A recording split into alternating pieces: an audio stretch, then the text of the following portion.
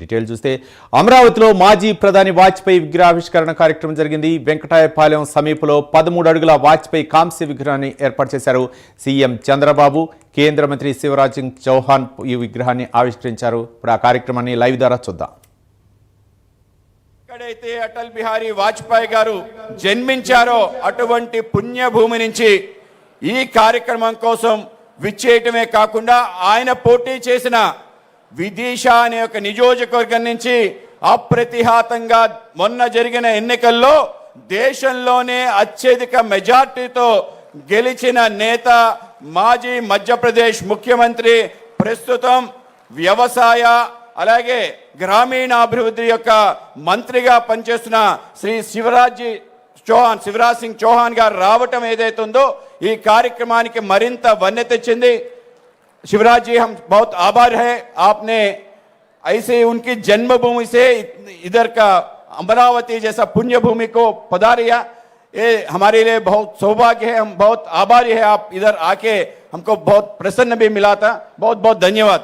ఆ విధంగా ఈ కార్యక్రమానికి ఆయన మరింత వెన్నె తెచ్చారు. అలాగే 4 సార్లు ముఖ్యమంత్రిగా మధ్యప్రదేశ్లో పనిచేసిన వ్యక్తి ఈరోజు, అలాగే 4 సార్లు ముఖ్యమంత్రిగా పనిచేసిన మన చంద్రబాబు నాయుడు గారు ఇద్దరి సమక్షంలో అటల్ బిహారీ వాజ్పేయి గారి విగ్రహ ఆవిష్కరణ ఏదైతుందో నిజంగానే ఒక అద్భుత ఘట్టం, మనందరి చేసుకున్న ఒక పుణ్య ఫలంగా నేను భావిస్తాను. అలాగే ఈ కార్యక్రమంలో మన కేంద్ర మంత్రివర్యులు పెంబసాని చంద్రశేఖర్ గారు, అలాగే మా కేంద్ర మంత్రివర్యులు శ్రీ భూపతిరాజు శ్రీనివాస వర్మ గారు, అలాగే రాష్ట్ర మంత్రివర్యులు శ్రీ నారాయణ గారు ప్రత్యేకంగా ఈ యొక్క కార్యక్రమం ముఖ్యంగా అటల్ స్మృతివనాన్ని అతి తక్కువ కాలంలో ఇవ్వటంతో పాటు అన్ని రకాల పనులు శరవేగంలో జరగడానికి ముఖ్య కారణమైన నారాయణ గారికి సందర్భంగా ధన్యవాదాలు తెలియజేసుకుంటూ, అలాగే నాతో పాటు మొత్తం డిసెంబర్ 11 నుంచి ఇవాల్టి వరకు యాత్రలో భాగస్వాములే మమ్మల్ని ముందుకు నడిపిస్తున్న మా యొక్క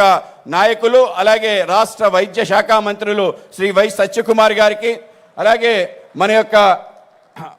మన టూరిజం శాఖ మంత్రివర్యులు జనసేన నాయకులు శ్రీ దుర్గేష్ గారికి, అలాగే మన యొక్క శాసనసభ్యులు శ్రవణ్ గారికి, అలాగే మన parliamentarian Anakapalli parliamentary CM Ramesh గారికి, అలాగే మా పార్టీ ఎమ్మెల్సీగా ఉండి ఫ్లోర్ లీడర్గా ఉండి మా పార్టీ చాలా సీనియర్ నాయకులు పెద్దలు శ్రీ సోమ్ వీరాజ్ గారికి, అలాగే రాజ్యసభ సభ్యులు పాకా వెంకట సత్యనారాయణ గారికి, వేదిక పైన ఉన్న ఇతర నాయకులందరికీ, వేదిక పొందున్న కూటమి సంబంధించిన కార్యకర్తలకి, అలాగే అమరావతి ప్రజలకి అందరికీ కూడా ముందుగా శిరస్సు వంచి నమస్కరిస్తూ, నా సౌభాగ్యం కూడా ఏ నేతతో అయితే నేను చిన్నప్పటి నుంచి చూసి పెరిగి ఆయన యొక్క అనేక రకాల విషయాలు అతి దగ్గరగా కూడా చూడగలిగే ఒక సౌభాగ్యం కలిగిన నాకు భారతీయ జనతా పార్టీ రాష్ట్ర అధ్యక్షుడిగా బాధ్యత వచ్చిన తర్వాత అతి తక్కువ కాలంలోనే ఆయన శత జయంతిని ఆంధ్రప్రదేశ్లో ఘనంగా చేయాలి అని ఒక ఆలోచన కలిగి ఏం చేస్తే బాగుంటుందని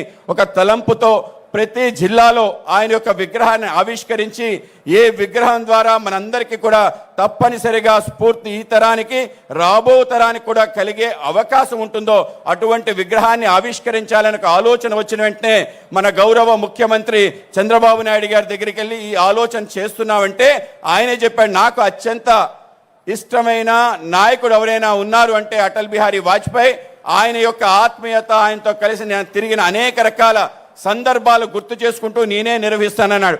నేను అయ్యా మా పార్టీకి సంబంధించిన నేత, ఆయన పార్టీ వేరు కాదు. ఆ విధంగా పెరిగిన వ్యక్తి 70 వసంతాలు సామాజిక జీవితంలో పార్టీ భారతీయ జనసంఘ్ పూర్వరూపం నుంచి భారతీయ జనతా పార్టీ వరకు జరిగిన ప్రయాణం కాబట్టి ఈసారి భారతీయ జనతా పార్టీ ఆధ్వర్యంలో చేస్తాము అంటే తప్పనిసరిగా చేయండి.